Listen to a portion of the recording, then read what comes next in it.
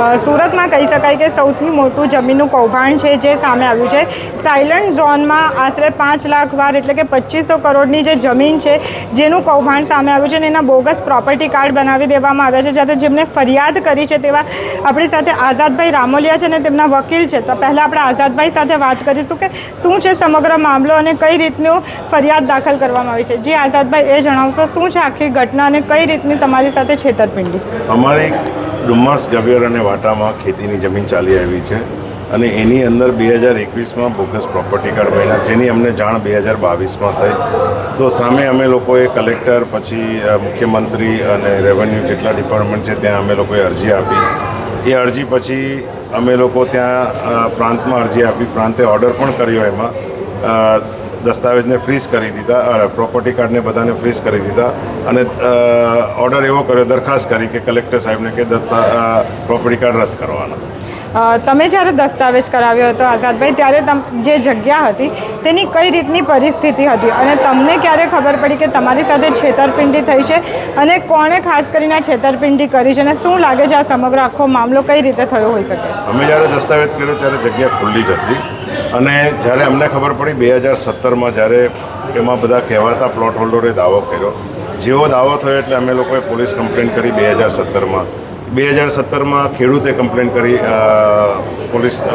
Dumas police સ્ટેશનમાં, પણ અમારી કમ્પ્લેનનો કોઈ પણ નિવેદન લેવામાં ન આવ્યું અને ડાયરેક્ટલી અમારી દફતરે કરવામાં આવી 2017માં અને પ્લોટ હોલ્ડરની ફરિયાદ પર અમારી પર એફઆઈઆર કરવામાં આવી. રસિકભાઈ જે છે જેમણે પણ તમારા વિરુદ્ધમાં ફરિયાદ કરી છે વર્ષ 2017માં, તો આ અંગે તમારે શું 2023માં, તો આ અંગે તમારું શું કહેવું છે?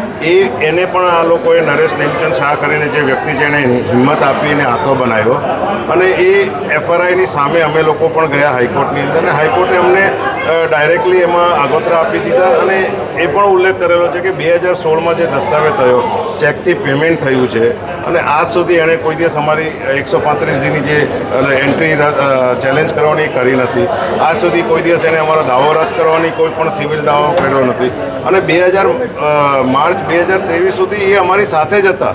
કેમ કે એની અંદર અમારી 2018ની કમ્પ્લેન્ટની અંદર અમે લોકો હાઈકોર્ટમાં ગયા, હાઈકોર્ટમાં સ્ટે મળ્યો અમને લોકોને. માર્ચ 2023માં સ્ટે મળ્યો તો એ પણ હાઈકોર્ટમાં જઈને સ્ટે લઈ આવ્યા કોશિંગ ઉપર. તો સડનલી 2 મહિના કે અમારી કમ્પ્લેન જવાથી આખું આ લોકોએ રસિક લલ્લુને હાથો બનાવી અને અમારી અગેન્સ્ટમાં ખોટી કમ્પ્લેન કરેલી. પ્લોટ હોલ્ડરોએ બી તમારા વિરુદ્ધ ફરિયાદ કરી છે, તો એ વિશે શું કહેશો? એ તો 2018માંથી મેં તમને કીધું કે અમે 2017માં પ્લોટ હોલ્ડર વિરુદ્ધ ફરિયાદ કરી તો એ લોકોએ અમારી અગેન્સ્ટમાં ફરિયાદ કરી. અમારી ફરિયાદ 2017ની છે, એ લોકોની ફરિયાદ 2018ની છે. એની અંદર પણ અમારી પર જ્યારે એફઆરઆઈ થઈ તો અમે લોકો ગયા આગોતરા માટે. આગોતરાના ઓર્ડરમાં 100% એવું લખ્યું છે કે બોનાફાઇડ પરચેસર છીએ અમે અને ખેતીની જમીન છે, ખેડૂતે ખરીદી, હું પોતે ખેડૂત ખાતેદાર છું. તો ત્યારે પણ અમને આગોતરા મળી ગયા અને એની સામે અત્યારે હાઈકોર્ટનો સ્ટે છે. તમે 2017થી તમે જે રીતે કહી રહ્યા છો કે ફરિયાદ કરી રહ્યા છો અને હાલમાં તમારી ફરિયાદ છે એક નોંધાઈ છે, તમે અત્યાર સુધી કોને ફરિયાદ કરી છે અને કોણે તમારી ફરિયાદ હાલમાં સાંભળી છે? અમે બધી જગ્યાએ ફરિયાદ કરી હતી. 2017માં અમે લોકોએ ડુમ્મસ પોલીસ સ્ટેશનમાં કરી, અમારી દફતરે થઈ ગઈ. પછી અમે લોકો હાઈકોર્ટમાં ગયા, હાઈકોર્ટમાં અમારો સ્ટે ચાલુ છે એ મેટરમાં. પછી 2021માં સડનલી ખબર પડી કે 2022માં કે આમાં પ્રોપર્ટી કાર્ડ બન્યા એટલે અમારે પાછી બીજી લડત ચાલુ કરી દીધી. એટલે 2023માં અમે લોકો પાછા ગયા પોલીસ કમિશનરમાં ને બધી જગ્યાએ, તો ત્યાં પણ અમારી દફતરે કરવામાં આવી.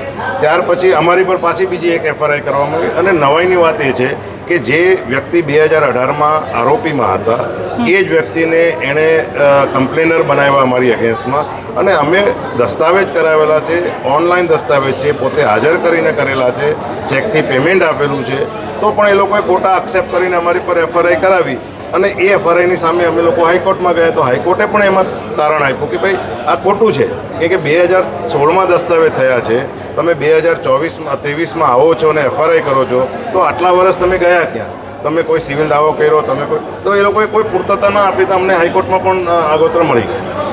તો હવે આ જે તમારું સમગ્ર પ્રક્રિયા છે ને સમગ્ર જે ફરિયાદ છે, તમારી કઈ રીતની ન્યાયની માંગ છે અને તમને શું લાગે છે તમને ન્યાય મળશે ખરો?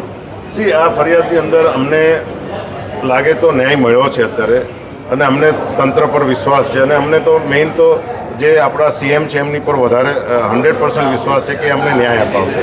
અને અમારે તો એક જ વસ્તુ છે કે અમારી જગ્યા ટાઇટલ થઈ જાય અને આ જે બધું કર્યું છે એ બધું નીકળી જાય એમાંથી, અને જેની પ્રોસેસ આ લોકો ચાલુ છે અત્યારે સીઆઈડી ક્રાઇમ કરી રહ્યું છે. અને જે સિટી સર્વે વિરુદ્ધ જે ફરિયાદ કરી હતી તે પણ કંઈક સીઝ કરવામાં આવી છે, એ શું છે સમગ્ર મામલો? એ વસ્તુ તમારું શું કહેવું છે?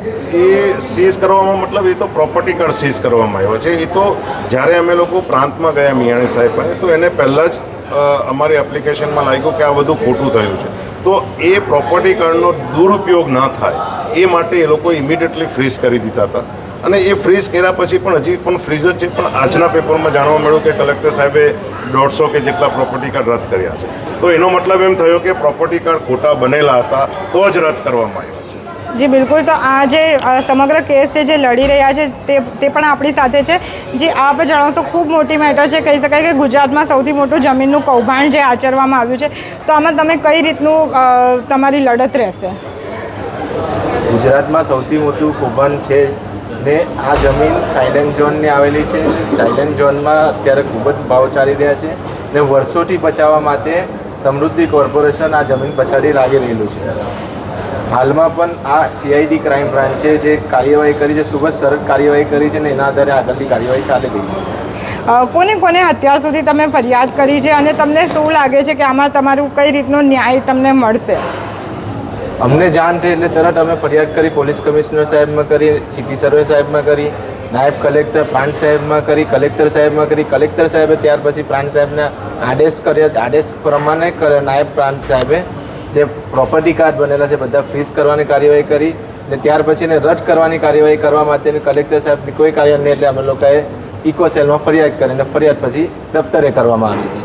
ને ત્યારબાદ હાલમાં અમે મુખ્યમંત્રી સાહેબને અરજ કરતા મુખ્યમંત્રી સાહેબ તરફથી સીઆઈડી ગ્રાન્ટમાં કાર્યવાહી કરવા માટે આદેશ આપવામાં આવ્યો. અને જે તમે કરી છે સામે પણ ખૂબ મોટા માથાઓ હોઈ શકે, કારણ કે આટલું મોટું જમીનનું કૌભાંડ આચરવું કોઈ નાની વ્યક્તિનું કામ નથી, તો એ લોકો વિશે તમે શું કહેશો? મોટા હોઈ શકે પણ એમની ઉપર કાર્યવાહી ચાલુ રહી છે. તપાસમાં જે નીકળશે પછી જોવાશે. શું કહેશો? કોણ છે મોટા માથાઓ, નામ દઈ શકશો? હાલમાં હું નહીં કહી શકું. અને તમને શું લાગે છે આટલું મોટું જ્યારે જમીનનું કૌભાંડ કોઈ આચરતું હોય તો થોડું પીઠબળ પણ હોવું જોઈએ, પોલિટિકલ પીઠબળ, કે એવું કંઈક એમને મળ્યું હશે કે આટલું મોટું કૌભાંડ આચર્યું અને તમને હાલમાં ખબર પડી છે કે હાલમાં તમારી ફરિયાદ લેવાઈ છે? આટલા વર્ષ એવું કંઈ કહી શકું નહીં. તમે આટલા વર્ષોથી ન્યાયની માંગ કરતા હતા અને હમણાં તમારી ફરિયાદ નોંધવામાં આવી છે, શા માટે આટલો લાંબો સમય લાગ્યો? હવે એની પછાડી કયું કારણ હોઈ શકે તો મને ખ્યાલ નથી. જી બિલકુલ. તો તમે જોયું કે ગુજરાતમાં કહી શકાય સૌથી મોટું જમીનનું કૌભાંડ, એટલે કે 2500 કરોડની જમીન કે જે સાયલન્ટ ઝોનમાં આવેલી છે, કે સુરતમાં સૌથી મોસ્ટ પોપ્યુલર એરિયા છે, તેનું કૌભાંડ જે સામે આવ્યું છે. અને જે ફરિયાદી છે તેમના દ્વારા આજે પ્રેસ કોન્ફરન્સ યોજવામાં આવી હતી અને સમગ્ર માહિતી છે જે મીડિયાને આપવામાં આવી હતી. હવે આ કેસમાં આગળ શું થાય છે તે તો જોવું જોયું. કેમેરા પર્સન સતીશ પાટીલ સાથે નિકિતા ચલિયાવાલા, ચેનલ સુરત.